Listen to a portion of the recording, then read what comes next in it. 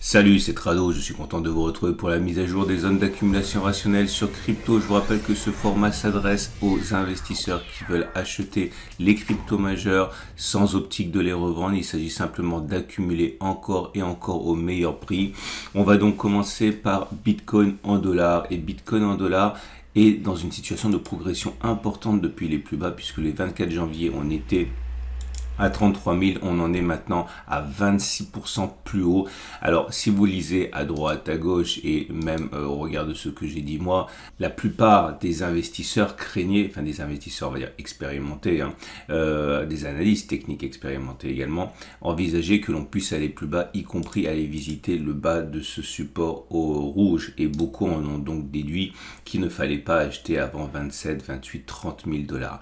Mais là, vous voyez l'intérêt justement de la méthode que j'essaie de partager avec vous, qui est la méthode d'accumulation rationnelle, c'est que on ne peut pas savoir ce qui va se passer. Vous ne voulez absolument pas acheter ici et ne plus rien avoir comme argent pour investir encore là. Et vous voulez pas non plus ne pas investir là, attendre cette zone-là qui ne viendra peut-être jamais. C'est pour ça que depuis des années, j'encourage les investisseurs à adopter une méthode d'accumulation progressive, petit à petit. J'ai dit qu'il fallait envisager d'investir un petit peu ici et tout au long de la descente. Maintenant, si on part vers le haut, comme c'est le cas maintenant, et qu'on ne devait jamais redescendre, ce n'est pas grave parce qu'on a déjà accumulé sur tous les supports rationnels. Donc on est déjà, passez-moi l'expression, chargé.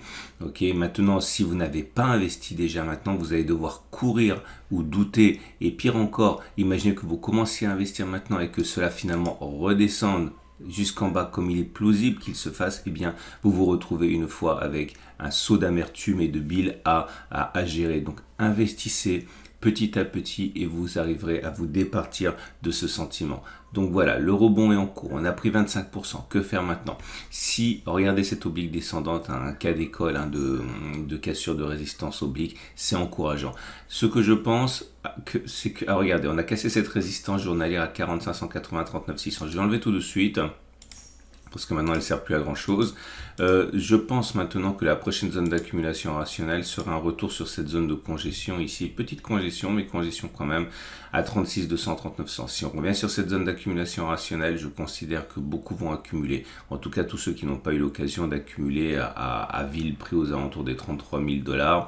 Donc zone d'accumulation 36 200, 39 100 et également zone d'accumulation en cas de retour sur la zone rouge que l'on utilisera tout au long de la descente, par exemple chaque fois qu'on perd 5%, pour accumuler encore plus. Regardez la moyenne mobile à 200 jours. Alors ça reste pour l'instant encore au-dessus des cours, donc la tendance de long terme n'est pas haussière, mais quand on regarde la moyenne mobile à 50 jours, eh bien on voit qu'elle se rapproche, on est descendant, on est au-dessous, la tendance de fond est encore baissière, mais ça va être le challenge pour les haussiers.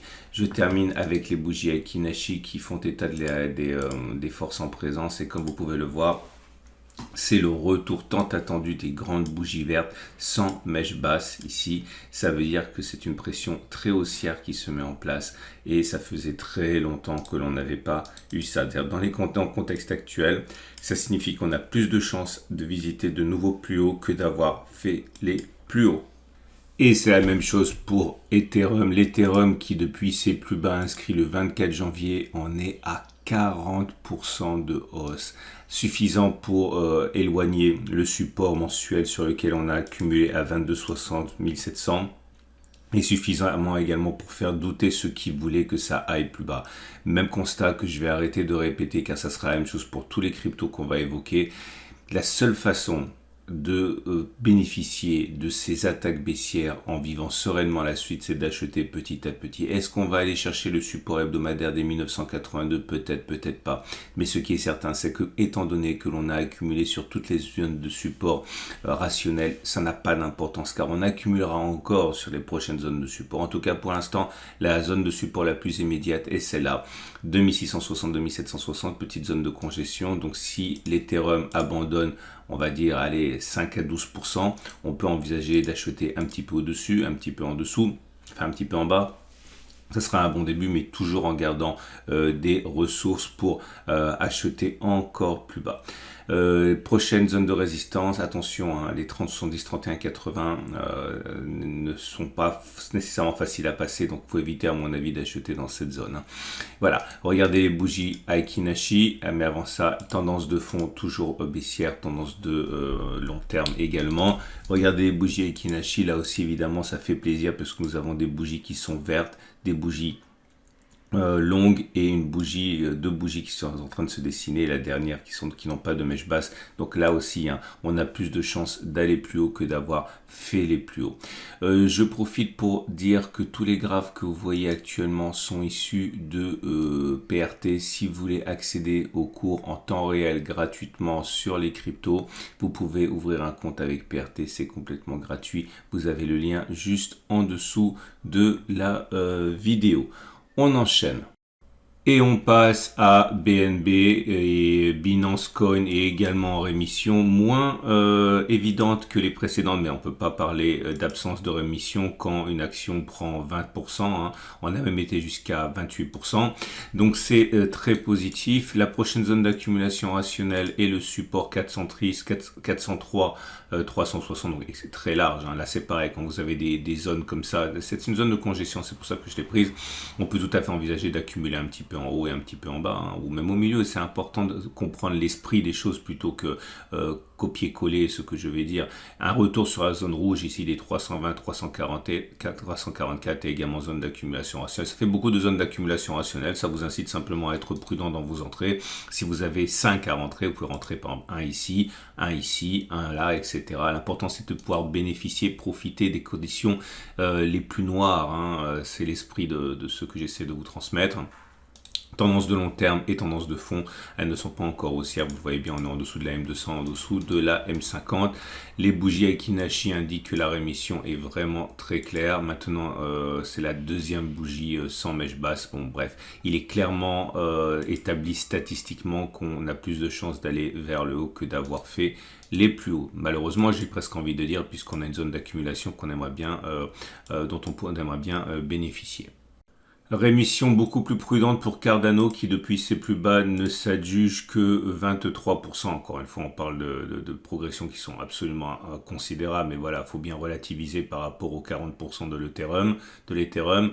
Et la bonne nouvelle, c'est qu'on est toujours sur zone d'accumulation rationnelle. Comme vous pouvez le voir, on est sur le support mensuel des 1,19092.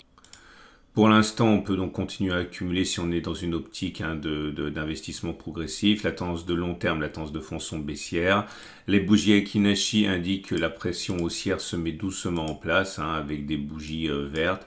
Malheureusement, vous voyez bien, hein, que la première bougie de la série a une mèche basse, la deuxième est positive, elle n'a pas de mèche basse mais elle est un peu courte. Mais voilà, il faut prendre les choses comme ils viennent progressivement, c'est positif. Et surtout, l'avantage c'est qu'on est sur zone d'accumulation rationnelle pour Cardano. Et on termine avec Solana qui est dans une configuration un petit peu particulière en ce sens que nous sommes au contact d'une résistance hebdomadaire. Alors, regardez le graphe hebdomadaire pour mieux comprendre ce dont je parle. Contrairement à ce qui s'est passé pour les précédentes cryptos, on avait une zone de support ici qui avait magnifiquement tenu, hein, lors des précédentes attaques, mais qui a été cassée le 17 janvier. Donc elle a changé de polarité, statistiquement elle est devenue résistance. C'est pour ça qu'effectivement c'est une zone un petit peu dangereuse. Mais bon, tout va dépendre des autres cryptos. Clairement, si les autres cryptos continuent de monter, Solana a de bonnes chances de perforer cette résistance hebdomadaire. Si ce n'est pas le cas, par contre, il risque d'y avoir des tirs à boulet rouge, hein, puisque l'occasion est belle pour les vendeurs. On a rebondi sur le support journalier de 83,66. La progression depuis les plus bas est assez importante, puisqu'on est en s'ajuste quand même voilà, 39%, donc ce n'est pas rien, hein. Et prochaine zone d'accumulation rationnelle, un retour sur le support journalier des 83,66 pour ceux qui n'ont pas eu l'occasion de renforcer plus tôt. On a également des bougies Aiki Nashi qui montrent que c'est beaucoup mieux qu'avant. Alors on aimerait avoir des belles bougies vertes, une série beaucoup plus entraînante, hein, comme sur Bitcoin ou sur Ethereum. Mais bon, c'est comme Cardano, hein, c'est une bougie verte sans mèche basse, une deuxième en construction. Elles sont un peu courtes, hein, mais c'est normal. De toute manière, au contact des 116, 136, c'est une zone d'accumulation rationnelle. À titre personnel, je ne renforce pas. Un retour sur les 83, 66, voire 58, 43 serait vraiment, vraiment bien. Voilà. C'en est terminé pour ces 5 cryptos. On me demande souvent pourquoi ces 5 cryptos-là. Tout simplement parce que ce sont les plus importantes et que moi je n'y connais rien aux cryptos, donc je me contente d'acheter ce qui est le plus plébiscité, je suis désolé. Par contre, si je vois que de manière durable une nouvelle crypto s'immisce dans ce top 5, je remplacerai celui qui sort par celui qui rentre. Je vous rappelle encore une fois deux choses. Un, ces formats sont particulièrement adaptés à ceux qui investissent, pas à ceux qui tradent. Deux, je mets des messages sur YouTube lorsqu'on arrive sur zone d'accumulation rationnelle. Donc si vous vous abonnez à ma chaîne YouTube et que vous cliquez sur notification, eh bien vous allez recevoir des notifications lorsqu'on est sur zone d'accumulation rationnelle si vous n'avez pas les yeux devant votre écran à ce moment-là. Trois, tous les graphes sont issus de PRT. C'est gratuit si vous voulez avoir le même logiciel que moi, vous avez un lien juste en dessous de la vidéo. Et bien sûr, si vous avez aimé, n'oubliez pas de liker, ça fait toujours plaisir. Je vous souhaite une excellente journée, mise à jour du format lundi prochain. Et en attendant, n'oubliez pas les notifications pour vous dire quand on est sur zone d'accumulation rationnelle.